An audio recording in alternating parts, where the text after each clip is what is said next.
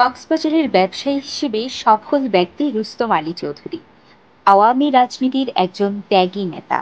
১৯৯৯ সালে একটি মাইক্রোবাস ও একটি ফার্মেসি নিয়ে তিনি ব্যবসায় সম্পৃক্ত হন।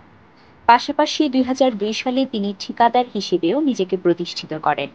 চলার পথে নানা বাধা বিপত্তি এসেছিল, কিন্তু সব বাধার পাহাড় মাড়িয়ে তিনি অদম্য গতিতে এগিয়ে চলেছেন। পর্যটনের উন্নয়নে ও রোহিঙ্গা সংকটেও তার ভূমিকা ছিল গুরুত্বপূর্ণ। ১৯৯৯ সালে প্রথম একটি গাড়ি দিয়ে আমার পরিবহন ব্যবসার সাথে আমার সংশ্লিষ্ট হই আমি। এই একটি গাড়ি যখন নিয়েছি, সেটি নেওয়ার পিছনে যিনি সবচেয়ে বেশি আমাকে উৎসাহ জুগিয়েছেন তিনি হচ্ছেন আমার বাবা। তিনি সবসময় চাইতেন আমি গাড়ির মালিক হই অন্যদের মতো। তখন আমিও বাবার উৎসাহ থেকে এবং ভাবতাম যে আমি যদি গাড়ি কিনি, গাড়ির মালিক হই, তাহলে আমার মানুষের কর্মসংস্থানের সুযোগ হবে, আমার শ্রমিকরা কাজ করার সুযোগ পাবে। ধাপে ধাপে পরিবহনের সাথে আমার ব্যবসার সাথে আমার সম্পৃক্ত হওয়া। এটার পিছনে পরিবহন ব্যবসার সাথে থাকতে গেলে, করতে গেলে অনেক কিছু প্রয়োজন হয়। যেমন মালিক শ্রমিক একটি দ্বন্দ্ব থাকে, সেটি যদি হয়ে যায় তাহলে বেশি দূর আগাতে পারে না।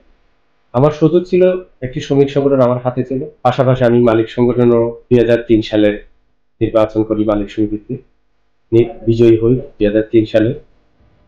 আল্লাহর রহমতে আমি বলবো পরিবহন ব্যবসায়ী হিসাবে আমি সফল, কারণ সকলের সহযোগিতা ছিল, দোয়া ছিল।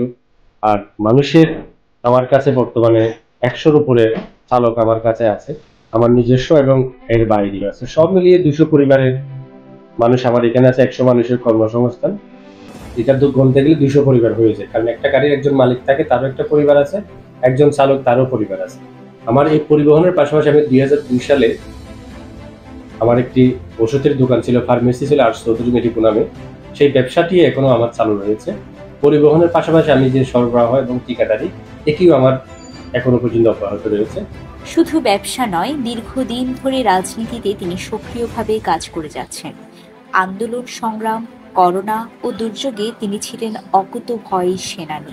দুটি ব্যবসার পাশাপাশি রাজনীতির সাথে আমার সর্বপ্রথম সংশ্লিষ্টতা হয় যে আমি ২০০২ সালে যুবলীগের সম্মেলন করে সাধারণ সম্পাদক নির্বাচিত হয়ে আলিজান ডুয়েল কমিউনিটি সেন্টারে সেই সম্মেলন হয়েছিল। পরবর্তী শহীদুল্লাহ এবং জাহিদ ইফতেখারের কমিটিতে আমি শহর কমিটির সদস্য ছিলাম, আন্দোলন সংগ্রাম করেছি শহর যুবলীগের নেতৃত্বে। ২০০৪ সালের মাঝামাঝি সময়ে আমরা যুবলীগ থেকে বিশাল একটি গ্রুপ, আমরা শহর স্বেচ্ছাসেবক লীগের সাথে সম্পৃক্ত হই। সে থেকে এখনো পর্যন্ত আমি স্বেচ্ছাসেবক লীগের রাজনীতির সাথে সম্পৃক্ত। আমরা ব্যবসা বাণিজ্যের পাশাপাশি মানুষকে সেবা দিয়ে থাকি। আমার বেশ কিছু, যেমন ২০১২ সালে যে ভয়াবহ বন্যা হয়েছিল, সেই বন্যায় আমি স্বেচ্ছাসেবক লীগের ব্যানারে প্রতিটি গ্রামে মেডিকেল ক্যাম্প করেছি রামু কক্সবাজারের মধ্যে। এবং ২০২০-২১ সালে যে ভয়াবহ করোনা মহামারী, সেই সময় আমি আজকের আমার যেখানে এই টার্মিনালে আশেপাশের মানুষকে আমি ত্রাণ সহায়তা করেছি।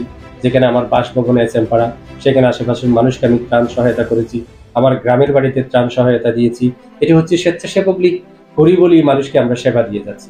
তো আমি স্বেচ্ছাসেবক লীগের একজন কর্মী হিসাবে প্রতিটি নির্বাচনে আমি গুরুত্বপূর্ণ ভূমিকা রেখেছি। জাতীয় নির্বাচন, উপজেলা নির্বাচন, পৌর নির্বাচন, সর্বোপরি সমস্ত আন্দোলন সংগ্রাম আমার উপস্থিতি ছিল। শিগগিরই জেলা স্বেচ্ছাসেবক লীগের কমিটি ঘোষণা আসছে। কমিটিতে গুরুত্বপূর্ণ পদে আসীন হতে পারেন রুস্তম আলী চৌধুরী। এ প্রসঙ্গে তিনি বলেন, পদ পেলে কাজ করতে অনুপ্রেরণা যোগাবে, তবে পদ কোনো বিষয় নয়। আগামী জাতীয় নির্বাচনে শেখ হাসিনাকে আবারও ক্ষমতায় আনতে স্বেচ্ছাসেবক লীগের নেতাকর্মীদের নিয়ে মাঠে থাকবেন সবসময়। স্বেচ্ছাসেবক লীগ নেতৃবৃন্দের কাছে আমার আশা থাকবে, আগামী যে কমিটি হবে সেই কমিটিতে অবশ্যই ওনারা নেতাকর্মীদের যে চাওয়া পাওয়া সেটির অবশ্যই মূল্যায়ন করবেন বলে আমি মনে করি। পদ দেওয়া সেটা কেন্দ্রীয় নেতৃবৃন্দের হাতে। আল্লাহ যদি সহায় থাকে আর নেতাকর্মীদের যদি সহযোগিতা থাকে, তাহলে হয়তো পেতে পারি। যদি পাই, আর যদি নাও যদি পাই তাহলেও দলের পক্ষে কাজ করব। আর যদি পেয়ে থাকি তাহলে কাজ করার একটু সুযোগ হাতে আসবে, কর্মীদের সাথে নিয়ে কাজ করার সুযোগ হবে। এবং আমাদের স্বেচ্ছাসেবক লীগের যে অবস্থান কক্সবাজারে এবং কক্সবাজার পুরো জেলাতেই, আমরা স্বেচ্ছাসেবক লীগ যদি কাজ করি, আশা করি ইনশাল্লাহ ৪টি জেলাতেই, ৪টি আসনেই, পুরো কক্সবাজার জেলায় ৪টি আসনের মধ্যে নৌকা বিজয় লাভ করবে। আমাদের যে উন্নয়ন সেটি আমাদের জনগণের সামনে তুলে ধরতে হবে। যদি আমরা তুলে ধরতে পারি, আশা করি অবশ্যই জনগণ নৌকাকে ভোট দেবে এবং শেখ হাসিনাকে ভোট দেবে এবং নৌকাকে মূল্যায়ন করবে বলে মনে করি। রাজনীতি ও ব্যবসার আড়ালে মানুষ হয়ে মানুষের জন্য আজীবন কাজ করতে চান তিনি। News desk, CCN.